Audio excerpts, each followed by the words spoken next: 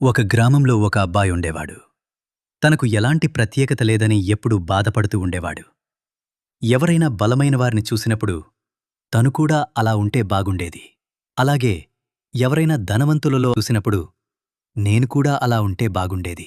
ఎవరైనా క్లాసులో ప్రశంసలు పొందుతుంటే నేను కూడా అలా ఉంటే బాగుండేది అని బాధపడుతుండేవాడు.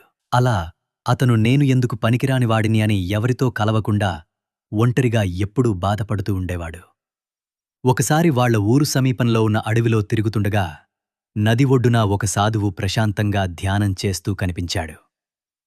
ఆ అబ్బాయికి ఆ సాధువు మొహంలో ప్రశాంతత కనిపించింది.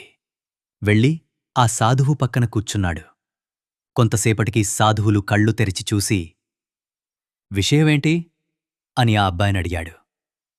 స్వామీ, ఇతరులతో పోల్చుకున్నప్పుడు నేను ఎందుకు పనికిరానివాడుగా అనిపిస్తుంది. నేను ఇతరుల కంటే అన్నింటిలో తక్కువ ఎందుకు ఉన్నాను.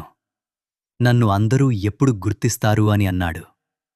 అందుకు సాధువు, నేను నీకు సమాధానం చెప్తాను అని అతనికి బంతి, మామిడి, వెదురు 3 విత్తనాలు ఇచ్చి వీటిని నాటమని 3 నెలల తర్వాత ఇక్కడికి వచ్చి కలవమని చెప్పాడు. ఆ అబ్బాయి ఆ విత్తనాల నాటాడు. రోజు నీళ్లు పోస్తూ 3 నెలలు గడిచిపోయాయి. అబ్బాయి తిరిగి సాధువు వద్దకు వెళ్ళాడు. అప్పుడు ఆ సాధువు అబ్బాయిని చూసి ఇలా ప్రశ్నించారు, 3 మొక్కలు ఎలా ఉన్నాయి అని. అప్పుడు ఆ అబ్బాయి ఇలా అన్నాడు, పూల మొక్క అందమైన పూలు పూసింది. మామిడి మొక్కల కొంత ఎత్తు వరకు పెరిగింది.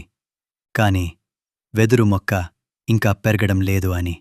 అయితే మామిడి మొక్క బంతి మొక్కను చూసి ఈర్ష్యపడుతుందా?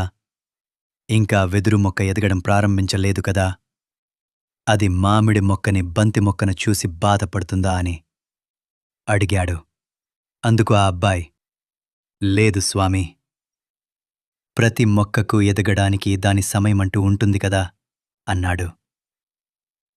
అవును, బంతి మొక్క తొందరగా ఎదిగి పూలనిస్తుంది, అందరినీ ఆకర్షిస్తుంది. మామిడి చెట్టు కొంత ఆలస్యమైన తీయటి ఫలాలను ఇస్తుంది. అలాగే వెదురు మొక్క చాలా కాలం భూమిలోనే ఉండి ముందుగా తన వేర్లని బలంగా చేసుకొని తగిన సమయం వచ్చిన తర్వాత ఎదగడం ప్రారంభిస్తుంది. అన్నింటికన్నా ఎత్తుగా బలంగా పెరిగి ఇంటి నిర్మాణంలో, అందమైన వస్తువుల తయారీలో, వేణువు తయారీలో ఉపయోగపడుతుంది.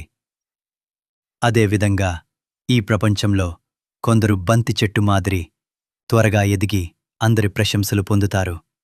కొందరు మామిడి చెట్టు మాదిరిగా ఆలస్యంగా సాధిస్తారు. కొందరు సామర్థ్యాలను పెంచుకోవడానికి ఎక్కువ సమయం తీసుకున్న అందర్నీ ఆశ్చర్యపరుస్తూ ఉన్నత స్థానాలకు ఎదుగుతారు. ప్రతి ఒక్కరి ప్రయోజనం వేరువేరుగా ఉంటుంది. పనికిరానివారు ఎవరూ లేరు. నువ్వు కూడా ఏదో గొప్ప లక్ష్యం సాధించవలసి ఉంది. అందుకే ఇతరులతో పోల్చుకోవడం మానేసి నీ ఎదుగుదల మీద ధ్యాస ఉంచు. ఏదో ఒక రోజు నీ సమయం తప్పకుండా వస్తుంది. ఈ మాటలు విన్న తరువాత ఆ అబ్బాయి కళ్లల్లో ఒక మెరుపు కనిపించింది. ఇక ఎప్పుడూ కూడా తనని ఇతరులతో పోల్చుకోలేదు. ఈర్ష్యపడకుండా తన సామర్థ్యమేంటో తెలుసుకొని కష్టపడడం ప్రారంభించాడు. ఈ కథ నుంచి మనం తెలుసుకోవాల్సింది, అసలైన ఆనందం ఎప్పుడు కలుగుతుందంటే మనం ఇతరులతో పోల్చుకోకుండా మన ప్రయాణాన్ని స్వీకరించినప్పుడు, అలాగే మన సమయం కూడా తప్పకుండా వస్తుందని నమ్మినప్పుడు. ఈ కథ మీకు నచ్చిందా? అయితే మరిన్ని స్ఫూర్తిదాయక కథలకై మా ఛానల్ను సబ్స్క్రైబ్ చేయండి.